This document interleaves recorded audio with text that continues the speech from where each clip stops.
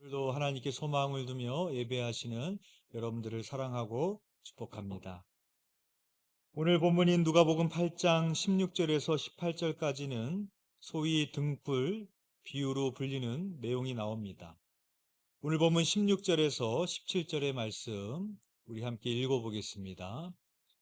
시작. 누구든지 등불을 켜서 그릇으로 덮거나 평상 아래에 두지 아니하고 등경 위에 두나니 이는 들어가는 자들로 그 빛을 보게 하려 함이라.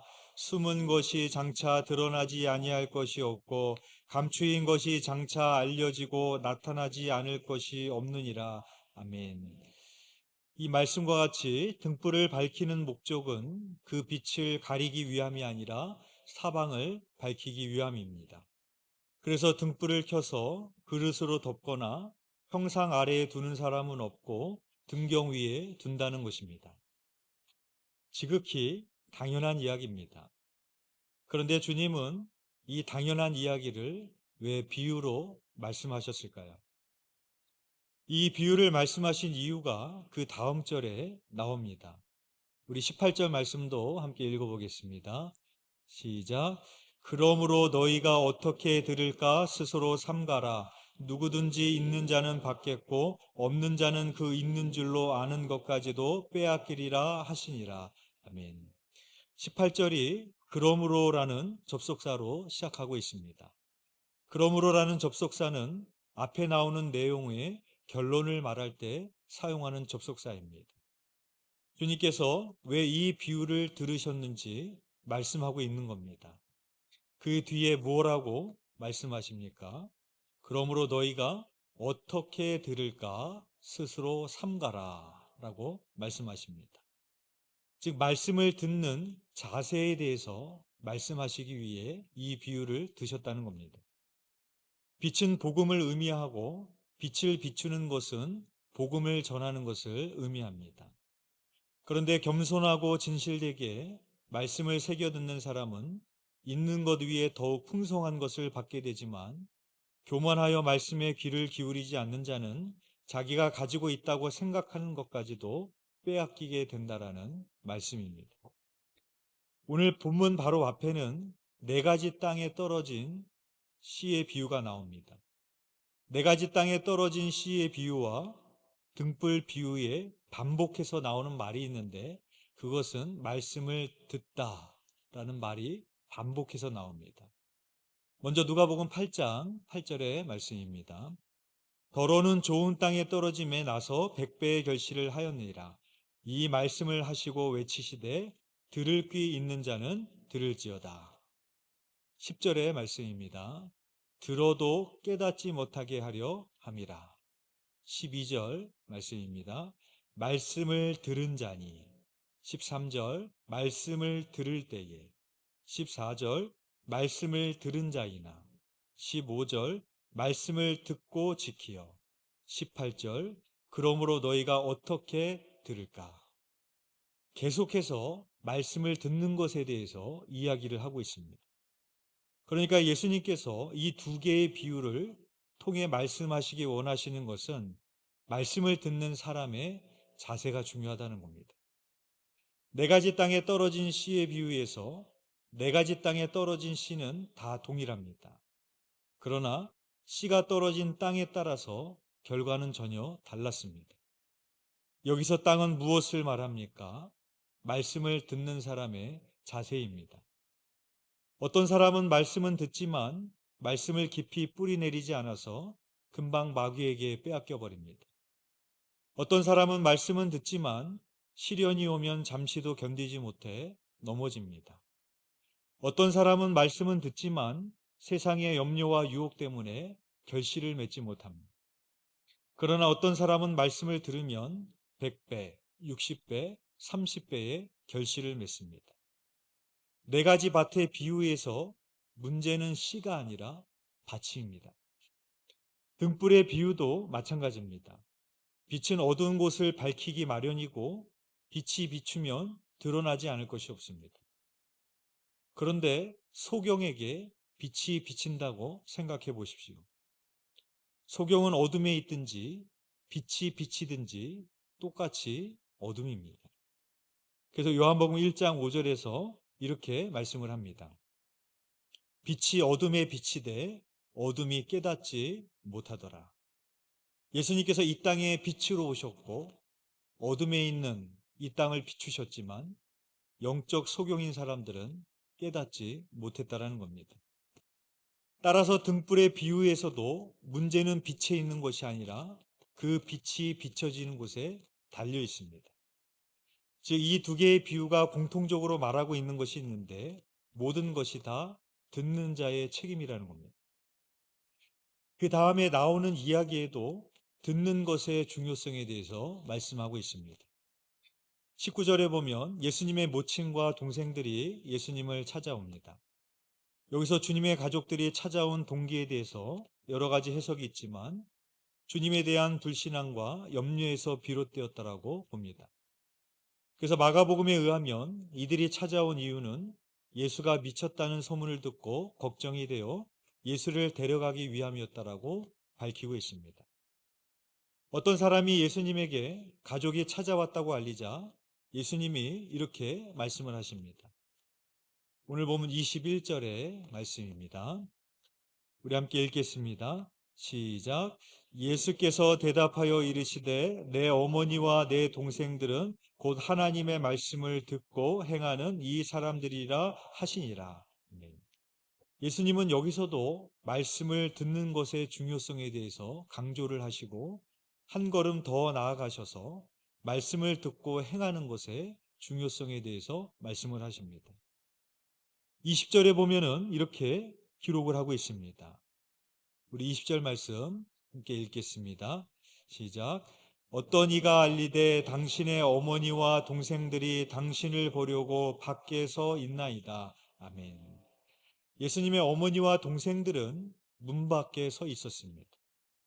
그런데 마치 이 모습은 그 순간에 예수님의 말씀을 경청하고 있는 사람들과 대조를 이루고 있는 하나의 메타포와 같은 그런 모습을 보여주고 있습니다. 예수님은 하나님의 가족을 정의 내리셨는데 하나님의 가족은 혈연으로 맺어진 사람들이 아니라 하나님의 말씀을 듣고 행하는 사람들이라고 말씀을 하십니다.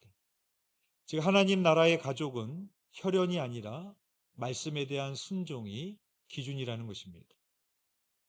오늘 본문에는 세 가지 이야기가 나옵니다.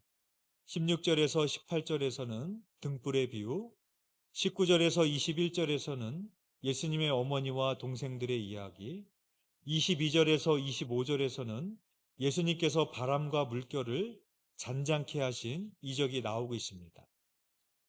그런데 이 세 개의 이야기에 공통적인 주제가 있는데 그것은 영적 무지입니다. 등불의 비유에서는 하나님 나라의 비밀이 등불같이 공개적으로 분명하게 드러났지만 그 비밀을 깨닫지 못하는 사람이 있습니다. 예수님의 어머니와 동생들의 이야기에서는 예수님의 가족이었지만 예수님이 누구신지를 몰랐습니다.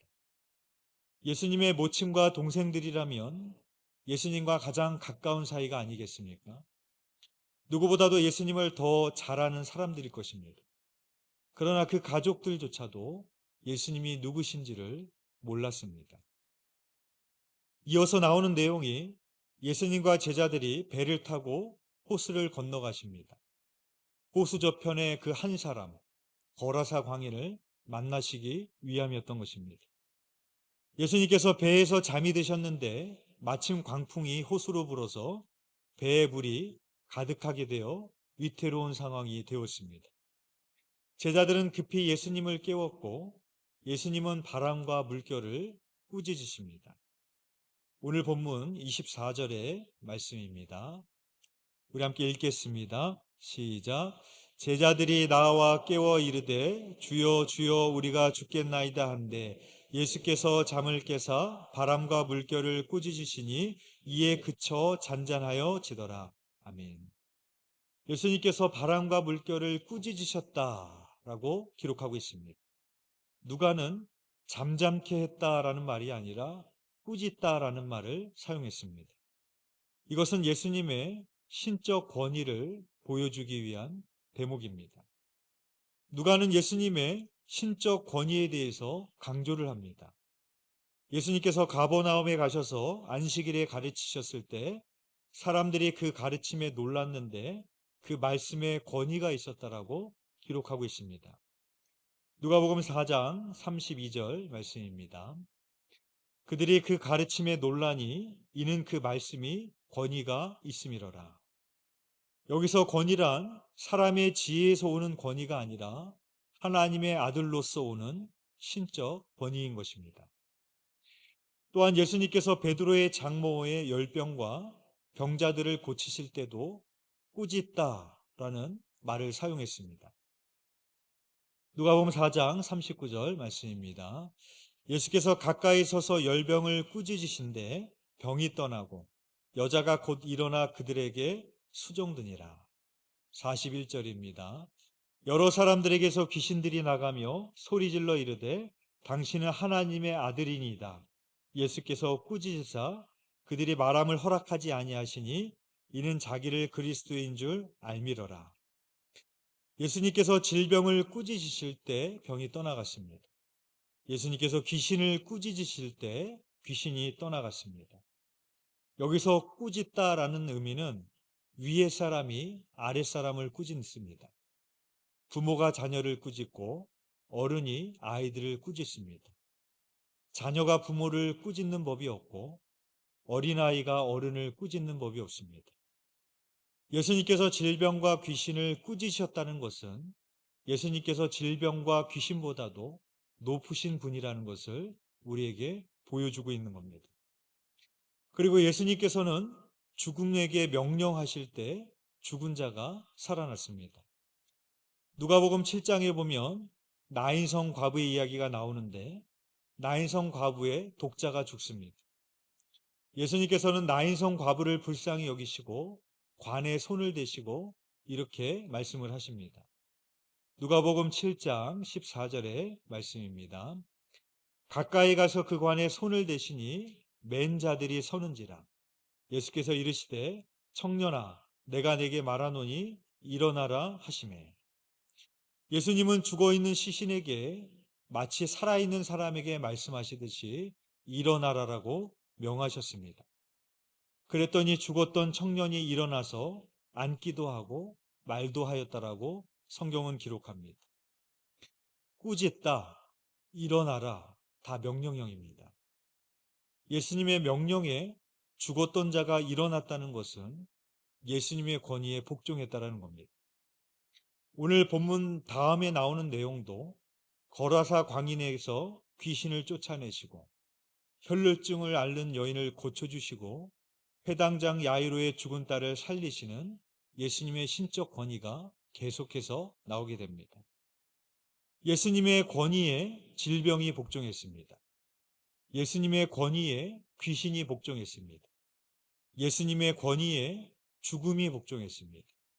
그리고 예수님의 권위에 풍랑, 자연도 복종했습니다. 근데 예수님의 제자들은 예수님이 질병을 고치시고 귀신을 쫓으시고 죽은 자도 살리시는 것을 보았으면서도 예수님이 바람과 풍랑을 잔잔케 하시니까 이렇게 말을 합니다. 25절 말씀입니다. 우리 함께 읽겠습니다. 시작. 제자들에게 이르시되 너희 믿음이 어디 있느냐 하시니 그들이 두려워하고 놀랍게 여겨 서로 말하되 그가 누구이기에 물을 명함에 순종하는가 하더라. 아멘. 제자들은 예수님께서 바람과 물결을 꾸짖어 잔잔케 하시는 것을 보면서 그가 누구이기에 물을 명함에 순종하는가 했습니다. 제자들은 예수님께서 병자를 고치시고 귀신을 쫓아내며 죽은 자를 살려내는 것을 목격했습니다. 그럴 때마다 그들은 놀라기만 할 뿐 예수님을 선지자 중에 한 사람으로 여겼습니다. 그리고 자연까지도 지배하시는 예수님의 신적 권능을 보았음에도 불구하고 제자들은 아직도 예수님을 알지 못하여서 그가 누구이기에 바람과 물을 명함에 순종하는가 물음만 제기하고 있습니다. 예수님의 제자들은 다른 무리들보다는 예수님을 더 잘 아는 사람들이었을 것입니다. 그러나 자연까지도 복종케 하시는 예수님의 권위를 알지 못했습니다. 그래서 예수님은 제자들을 향하여 이렇게 말씀을 하십니다. 너희 믿음이 어디 있느냐? 예수님의 이 말씀과 정반대의 말을 들었던 사람이 있습니다. 로마의 백부장입니다. 누가복음 7장에 보면 예수님께서 백부장의 종을 고치시는 이야기가 나옵니다. 백부장에게는 사랑하는 종이 있었는데 중울병이 걸렸습니다. 그래서 유대인 장로를 예수님에게 보내어 고쳐달라고 청을 합니다. 예수님께서 그리로 가시려고 하자 백부장이 이렇게 말합니다. 주여, 수고하지 마옵소서. 내 집에 들어오심을 나는 감당하지 못하겠나이다. 당시 율법으로는 유대인이 이방인의 집에 들어가면 부정해졌습니다. 백부장도 그 율법을 알았기에 나의 집에 들어오심을 감당하지 못하겠다라고 말했던 겁니다. 그러면서 백부장이 이렇게 말을 합니다. 누가복음 7장 7절에서 8절 말씀입니다. 그러므로 내가 주께 나아가기도 감당하지 못할 줄을 알았나이다. 말씀만 하사 내 하인을 낫게 하소서.